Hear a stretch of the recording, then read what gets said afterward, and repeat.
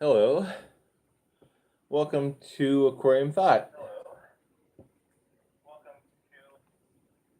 Anyways, welcome to Aquarium Thoughts. I'm Dave. Welcome to my live stream. Anyways, I thought I had this scheduled at 11:15 my time, which is in California Pacific time. But I guess it's 11, so here I am. I guess I got here in time anyways. So anyways, hello. I have a lot to pretty much go over today. Probably gonna wait a little bit to get some people to stream in here. I just want to first start off with a rant. Basically about Facebook. I joined it recently just to participate in the group Teen Green Teen no sorry Team Green Alliance. However, Facebook apparently doesn't like my account, so that's why I'm probably not going to be on there anymore, because I'm guessing they're going to basically lock it down for my protection. Anyway, so that's that. So anyways, I just want to go over a few things here. First, I want to go over a loss I had recently. It's probably been a few weeks now, probably about a month. But I just want to basically go over my loss that I had recently. He was my Pistogramma cockatoides that I had in my main tank. You may have known him as Crimson. Unfortunately, he did pass. I'm not quite sure why, but he is no longer with me. I just noticed he was missing for a few days, and I'm like looking in. Okay, I figured maybe he was just hiding. Eventually, then I started getting worried that he was already passed. However, he did eventually pop back up, and he did look really, really, really ragged. And eventually he did pass. So unfortunately, he did pass. I just want to announce that finally. Unfortunately, this losses you deal with occasionally in this hobby. Unfortunately, he did pass. But that's that. I did get a new one. I'm gonna go ahead and bring you over to my main tank right now, just to show you what I have in here now. It's another Pistogramma cockatoides. I decided to replace him that way. Clover in there wasn't. That way, Clover wasn't alone in here anymore by herself. Let's see here. Yeah, here we go. Went ahead and switched the tank around. Move my finger. Let's see. As you can see, I have my Raminos in there. I have my Cardinals in there. Actually, I love the coloration on my Cardinals right now. Let me go ahead and keep this still a little bit while I look for my new Pistogramma in here. If I can find him. There he is. He's over on this side. So I'm going to move over here. Try not to startle him. There he is. That is my new Pistogramma cockatoides I have in here. His name is Lippy McGee. Not as colorful as Crimson was, but I still do like the coloration in here as well. Those little tiny bubbles are just my CO2 being pumped in through the pump here, so you're pretty much going to have to deal with that. Hello, HC Aqua. How's it going this morning? I'm just basically going over a loss I had recently, which was of Crimson. Right now, I am in my tank here, showing my replacement for him. That way, Clover in here wasn't alone by herself. This right here is Lippy McGee. Let's see if I can back up a little so more focus on it. So that is Lippy McGee. That is pretty much that for my loss. Crimson did pass away. Don't know why. Like I mentioned a little bit before you showed up, he went missing for a little bit, and when he came back, he looked ragged, and eventually he did pass. So that's that. Now I'm kind of go over, because right now I'm in a project, middle of a project. I made a new stand for my main tank, and yeah, Lippy McGee is pretty nice. I did like Crimson better. Did he did have more color than this one, but this one's still nice as well. It's a nice Episto. Um, Although my favorites right now are Frank and Frankie in my bedroom tank. I will go in there shortly with that as well. But as far as my new project that I'm still working on, which was my new tank, I am putting a 20-gallon long on the bottom. I'm kind of just thinking of ideas of what to place in that 20-gallon. Right now, I'm thinking of pistogrammas again. So I would have a pair in my main tank. I'd have a pair in my bedroom, as well as a pair, or maybe a trio in my 20-gallon long. That is one option for my 20-gallon long so far. My other idea would maybe going with some Shellys. I've never done Shellys yet. Um, I don't know how many I could actually put in a 20-gallon long. I'm gonna have to research that more. So right now, for me, it's between epistogrammas again or Shellys, shell drillers. I haven't quite decided yet on that. Do you have any suggestions, HC, on that? I would like to hear some suggestions and maybe which way I should go, or maybe another suggestion I haven't thought about. So if you could put that in the live stream, that'd be great as well. Um, so pretty much I am still kind of pondering that. I do like epistogrammas. I would like to maybe try shell drillers, although I'm not quite sure if I'm wanting to go that route yet or not. You could fit, so you could fit a good 7 or so of multis. That might be a good option then. I was afraid I could only have like 2, and now is that 7 before they start breeding, or after they start breeding? That's another thing I gotta, because I know multis should probably multiply in there as well. So that's another thing I would have to consider as well. If 7 adults, so then I guess when the children start coming up, then I'm guessing I'll have to get rid of them as well. Sell them, give them away. That might be a good option. I would probably maybe start with maybe 5 then, and then eventually as some more grow up, I could. I might actually do that, but I would definitely consider that now. I was definitely afraid of not having at least a decent amount of Shellys in there. I thought it was only I was reading before, and I thought they said just 2, but if I could have 5 or 7, that might be doable. I might actually look into that, because I already have epistogrammas in my main tank as well as my bedroom tank. Right now, I'm going to go ahead and show off my bedroom tank. I'll go ahead and go in there as well. So I'm going to take a little walk here. Where Frank and Frankie are. I don't know if you followed my channel, but Frank and Frankie here did have some fry. Last count I saw 2 in there. However, I have not been able to find them. So I'm afraid those 2 are probably not in there anymore, for one reason or another.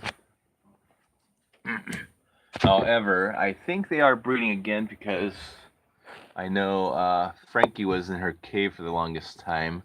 But I'm going to go ahead and switch this camera again around so I can actually point into the tank. Although Frankie is out right now and actually is coming out for the camera if I move my finger here. There's Frankie right there. She's actually out of her cave for a change. I think she's going to head back in there. There she goes. She's going back into her little cave. She's been spending a lot of time in that cave right now, so I have a feeling that they are breeding again with another batch. This time I might actually try to get a breeder box to actually put some fry in and try to raise them up in there. But I don't think they're going to be surviving in this tank, because I have a feeling each time, well, probably because I'm also having trouble feeding them, but I do have some more live foods available now. But that was Frank. He went into her cave, and of course that's Frank. If I could focus in on him, he's kind of hiding in the lights. Let's see here. He's kind of hard to see because it's this kind of... Oh, there he is. Okay, that's a better picture of Frank right there. If he's not too much in the light. Okay, he's swimming a little bit forward over here. Let me see if I can force him over here. Okay, that's a better picture of him right there. But that is Frank and Frankie. I'm going to go and see if I can find any of the fry that were in here. Like I said, there was a bunch in here, small, tiny ones. Then I was just down to what I could see was just the two. And however, let's see, Frank wants to get in the picture here.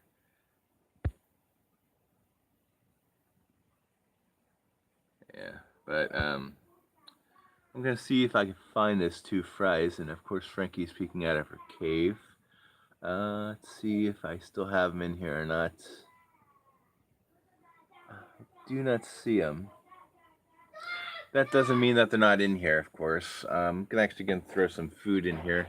Now, the one thing I do worry about in this tank is if the fry decide to get up to the surface, they do have to deal with some other fish on the top. But let me see. I don't see any of the two fries I had in here, so I have a feeling that they didn't survive. Not to say that they aren't still in here. There's plenty of hiding spaces for them to hide in that I cannot see. And they're still tiny, so I may just not be seeing them. But like I was mentioning, they also have to... Hello, Crystal Shack Aquatics. You're welcome. Anyways, right now I'm going over Frank and Frankie. If you go back after this is done, you probably also hear my other things that I talked about. I was talking about my 20-gallon long that I'm taking suggestions for. Right now I'm thinking either pistogrammas again or multis or some kind of shell driller. Hello, Nature Nerds Outdoors. I'm not sure what I'm 3 from 810 means, but welcome for joining my stream. So right now I'm thinking for my new 20-gallon long was either pistogrammas or shell drillers. So if you guys have any suggestions, feel free to add them during the stream. So basically, I'm looking for my two fry in here. I don't see in there. Oh, you're 3 subscribers from 810. Okay, that makes better sense. I will check out your I'll check out your channel later and go from there. I'm doing good. I'm in the middle of the stream, of course, but I'm doing pretty good. How are you doing this morning?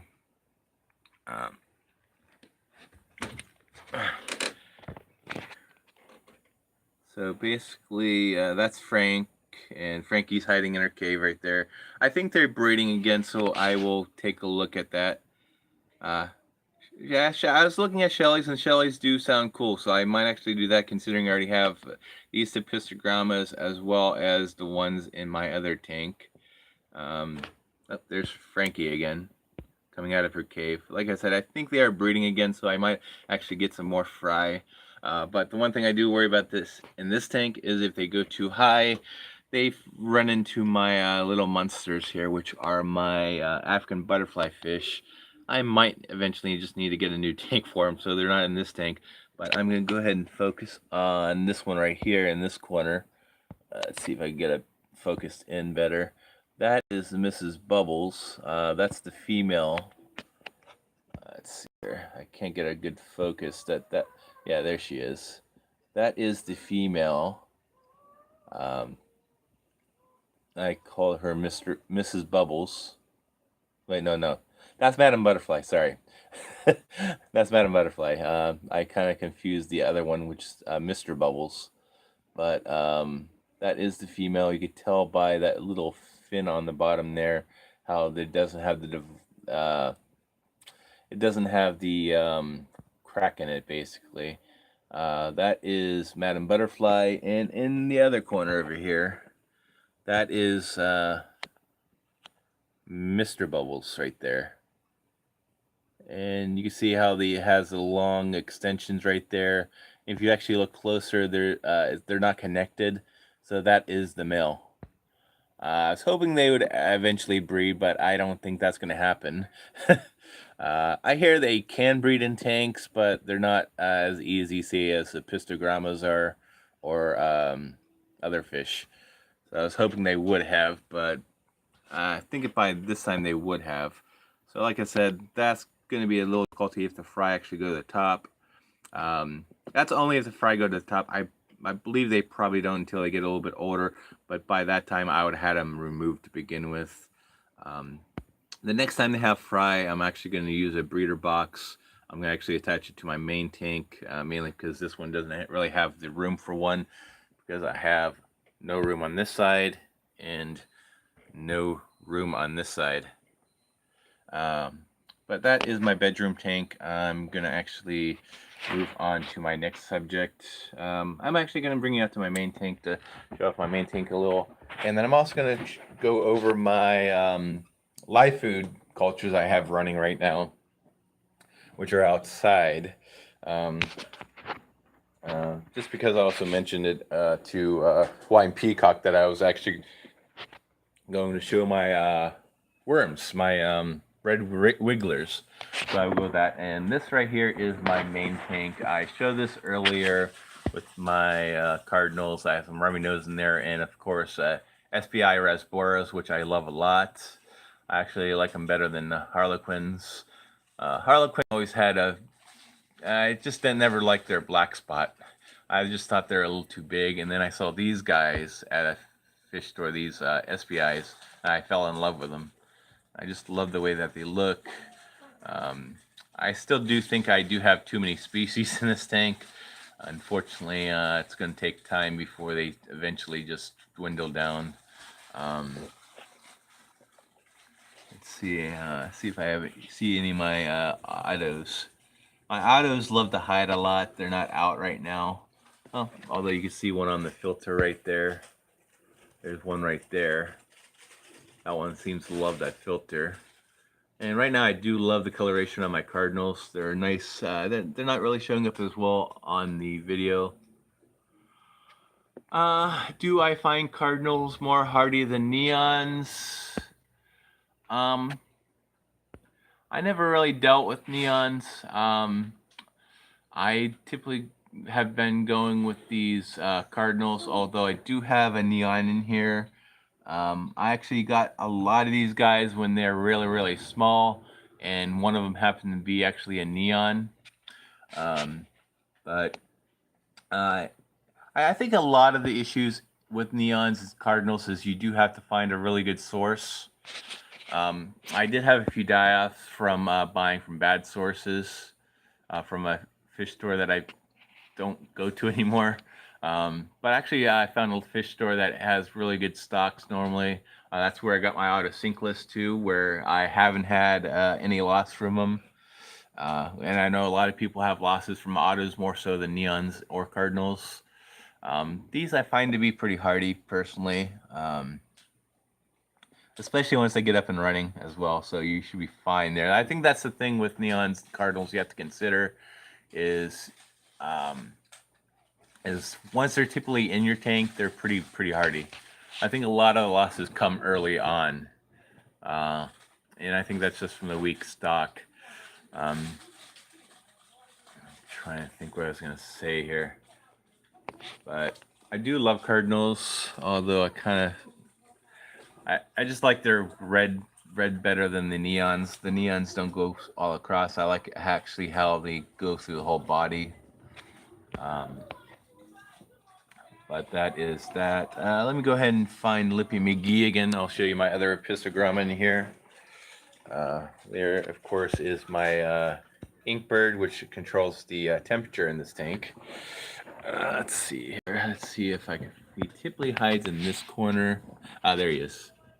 If I can focus, that is Lippy McGee, who does replace Crimson, who unfortunately passed away recently, probably about a month ago. I just got Lippy McGee here just so crimson clover in here wasn't by herself. Let's see here. That is Lippy McGee, my new pistogramma.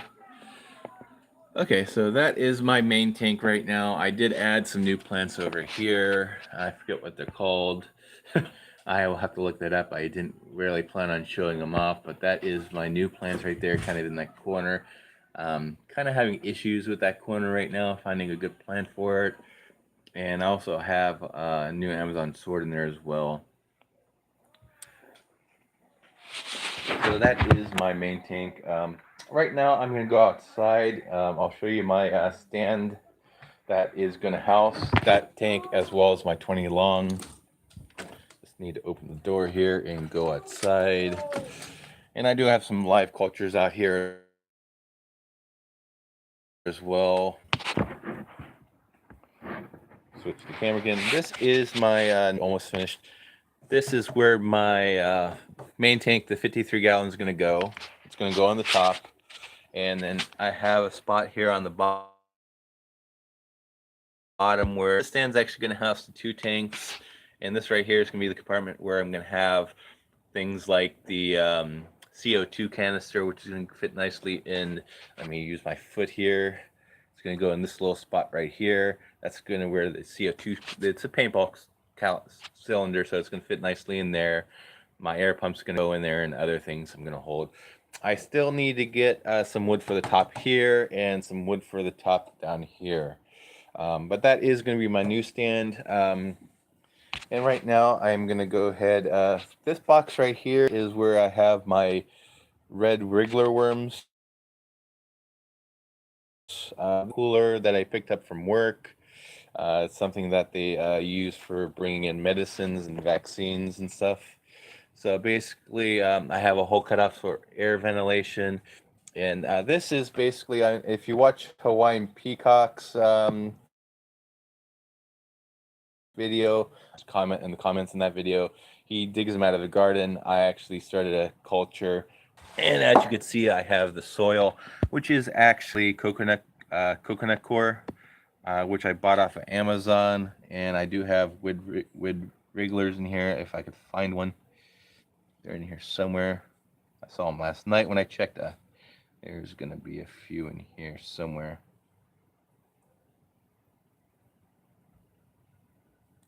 Let's go do... Oh, there's one of them right here. Oops.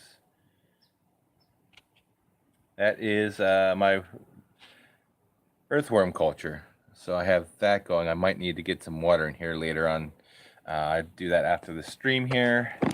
Go ahead and put the lid back on. It's still a little dry. It's going to need some more. It's going to need some more moisture in there. That's probably why the worms are kind of digging. This is my other new culture I have going on, which is my California blackworms. So basically I have the gravel in here and I have some air pumps. But this is where I have the blackworms, which is another culture I started. I'm going to see if I can get them out from the substrate. Let's see if you can see any of them. Oh, you can kind of see them floating in the water right there. Those are my blackworm cultures, which I am having for more live food. I have it in this little container, which I'm going to hope once summer comes around, it's not going to get too hot. Although I do fear that it will be, considering that the air pump's going to be blowing air in, and I have a feeling that's going to be hot air, and it's going to keep the hot air in. But I'm going to have to see. I'm just kind of experimenting and seeing how this goes. But this is how I'm keeping my blackworms right now. I'm probably going to have to do a water change in this shortly. But that is my blackworm cultures. And I think I've also mentioned these in previous videos. This is my live Daphnia. I have a 10-gallon right here. I have a 5-gallon right here. And I also have another 10-gallon over here in tanks. I purchased it from him a while back. And these are actually doing pretty well as well. As you can see, I have my green water in here. Let's see if I get focused on some of the Daphnia that's in here. And as you can see a lot of them swimming around in there. I do feed this to my fish. I put them in there, and they seem to love them. So, and here is my other one. This typically has a lot more in here, but it's also a bit greener. Hello. Okay, sorry about that. My YouTube kind of froze up a little bit, but yeah, they do. Let's see. Okay, let me go back into the stream here. Let's see. How long have you had the Daphnia? I've had the Daphnia for a couple months now, and they've been doing great. They do great in buckets. Actually, do not run any air stones in them as well. I think I've seen. I think that's the way Sergeant Tank does them as well. He doesn't use air stones, and I think Hawaiian Peacock does the same. He doesn't use. No, it wasn't your. Look into the green one again. The one that's really, really green. And as you can see on this one, let me see if I can get. I'm getting glare on mine, but there is actually a lot of them in this one. Let me go ahead and actually. I'm actually going to grab a net, and I'm going to net some out and feed them to my fish in here. So give me a second here. I'm gonna go. How do I feed them? I don't feed the Daphne anything. They're just feeding off of the algae that's growing in there. Let me go ahead and show you the tank, the buckets again before I actually get the net. Side, so they get plenty of sunlight. So this one's really growing a lot of algae, so they just feed off of that algae in there, as well as this one hasn't add anything into it anymore. When I first started, I did add some spirulina flakes crushed up, but basically I just use these. These are actually light diffusers, a light to actually diffuse the light. So I just cover my buckets with that and the Daphnia that's in the bucket, the algae that's in the bucket. So I don't have to worry about feeding them at all. So it's a really, really easy thing to grow and maintain. I haven't done anything to them yet. I'm gonna continue the experiment on that and seeing how far it goes without me having to do anything to them other than taking out Daphnia to feed the fish.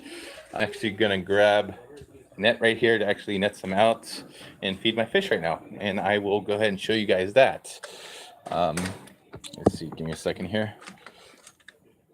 Let's see, which bucket do I want to take them out of?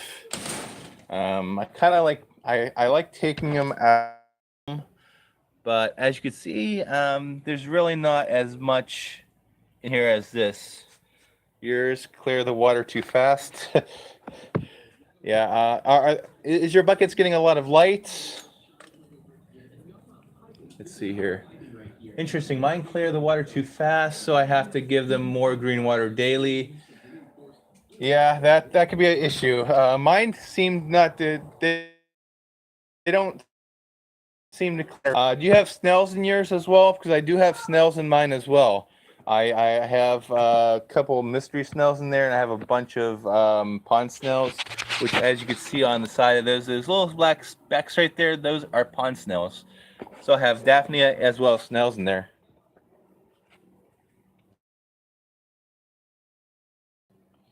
To check out HC Aqua's mud skippers. I think I checked them out previously before, but right now I'm going to get some Daphnia out of here. I'm actually going to feed my fish. So I'm going to just scoop some in there. Okay, so I have a bunch of Daphnia in there and a bunch of green water. Though I don't want to take the plant with me because I don't need to add more plants to my tank. Let's see here. So take my.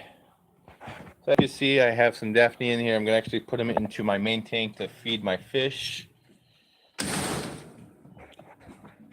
Okay, excuse me. My son's my way here, but go ahead and open my tank here. Okay, so here I go. I'm gonna actually insert. I'm gonna put the Daphne into my tank right here. I don't want to take them back out. And as you can see, my fish will eventually come over here and start eating them. I think they're, oh, there they are. I'm feeding Daphne 2 right now. We have a lot in common. My pipe feeds needs them. I don't think these fish really need them, but they do love them. They do love. I do like giving them something to hunt for occasionally. Basically, give them something that they find in the natural. And there's the Piscograma going after him as well. He's hunting, and looking for him. So I don't know where Clover is in this tank right now. I have a feeling she's probably in a cave, hopefully. But let's see. I don't see Clover here at all. Let's see. Where is Clover? I've not seen Clover today. That doesn't mean she's not in here anymore. She's just probably in a cave. Um, let's see here. Okay. Let's see. I have Daphne 2 trying to get the numbers up. I think I need a large tub for them. Only got them in a 4-gallon. Crystal Shack Aquatics, what you should do is actually get one of those 10 gallons I have. I find they work great. They work great for me. I actually got it off of Amazon for about $10, and I mean, you should do fine in a 4-gallon. 4-gallon shouldn't be a difference either. But this one right here is actually a 10-gallon, and I actually put these light diffusers on top to keep the mosquitoes out. Mainly because I live in Southern California. We had a problem with mosquitoes this summer, so I didn't want mosquitoes in there as well. Or live food for me, but I didn't really need that. Along with more mosquitoes on my back porch. I already have mosquitoes on my back porch, and I don't want to add more. But that's my live feeding of my fish. Go back down in here. But you should be fine in a 4-gallon. I don't see why I have one growing in a 5-gallon. They're doing fine as well. Yes, you definitely should have more than one culture for backups. I actually have 3. I have the 2 10s and I have the 1 5. Multiple cultures are always good to have in case one does crash. As you can see in my cultures, one 10-gallon is doing way better than the other 10-gallon. I'm not sure if it's just the added algae film that's growing on that one or not, but the other one should grow up again as well. What else was I going to talk about? But I think that's pretty much it that I had for the stream. Yeah, it's always easy to start up a new Daphnia stream as well. Anyway, it's always easy to start up a new Daphnia culture as well, because all you really need to do is you really don't need to split them in half. All you need to do is just take a few from your main culture and put it into the bucket with the other ones. My 5-gallon, let me go back outside and show you my 5-gallon I have right here is this 5-gallon I just grabbed a few from one tank, and as you can see, this one has a lot of the algae film as well, which I need to get rid of. But let's see if I can see any of the Daphne in here. Yeah, there's Daphne in here still as well. They're multiplying as well. Grab this one right here and put them in here, and they start multiplying. So you really don't need to put a lot in there to begin with. Very easy to culture. Another thing I need to start culturing soon is probably some microworms again. That way I have food for any fry that pop up. I'm probably going to eventually start doing that again as well. I just found those to be a little bit more trickier than, say, Daphnia. I haven't quite really figured out blackworms yet, but I'm going to try. Lucky Smuck's idea that he mentioned was to split them up with a water pump. I'm going to try that and see if I can get that multiplying better as well. But Daphne, I find, is very, very, very, very easy. It doesn't take a lot to actually get started. get a few daphnia in there, and they will multiply as long as there's a food source in there. Um, for some reason, my daphnia doesn't deplete the green water that fast. I also pretty much started in green water because if you watched, um, I started in green water for my main tank. If you saw my video on my UV sterilizer, you'd know that my water was green to begin with, although it's not as green as was before I started the UV sterilizer. Let's see here. Yeah, I've got them. Try vinegar eels if you can get a hold of them. They stay suspended in the water column, unlike water worms. I did vinegar eels for a little bit as well. I don't know if I have them anymore, but give me 1 second. Hold on.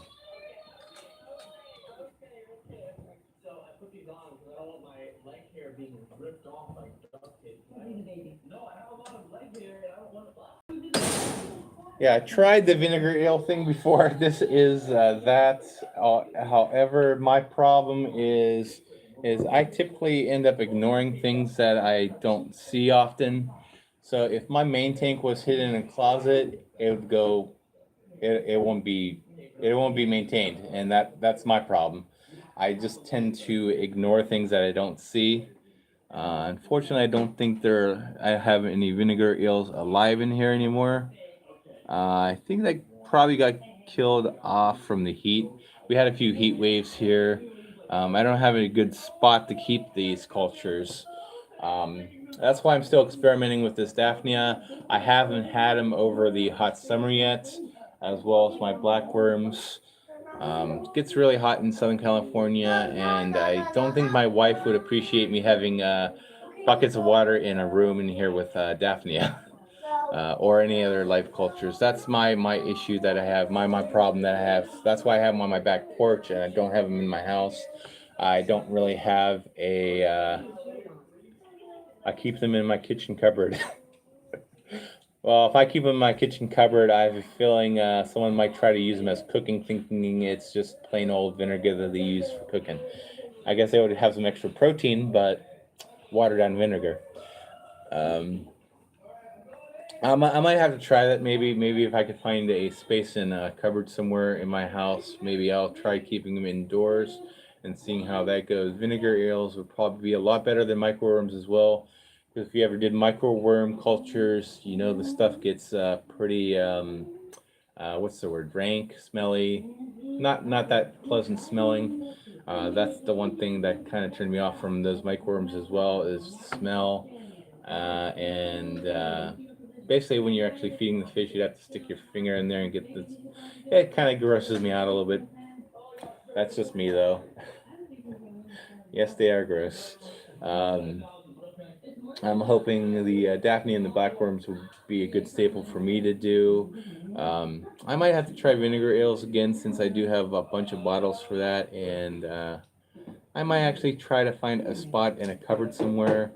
But with multiple people in the household and kids, I really don't like leaving unopened bottles of liquid lying around because they kind of tend to find a way of getting toppled and spilled, and that's really not that good of an idea. So that's that.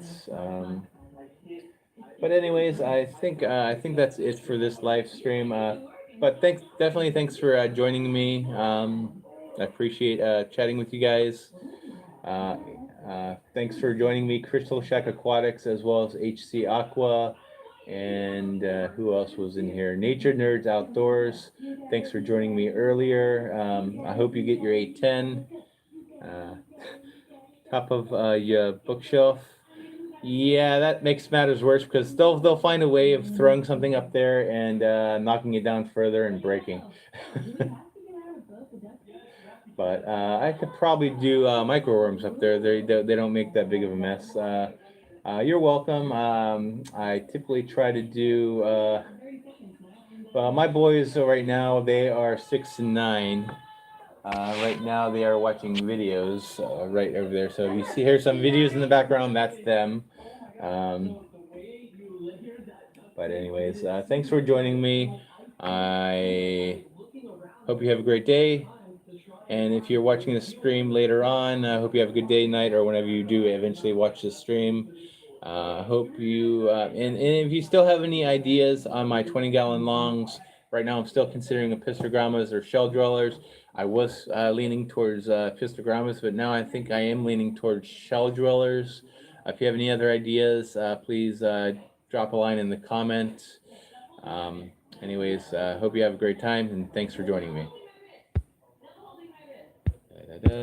Okay. Thanks for the like, and have a great day. Thanks.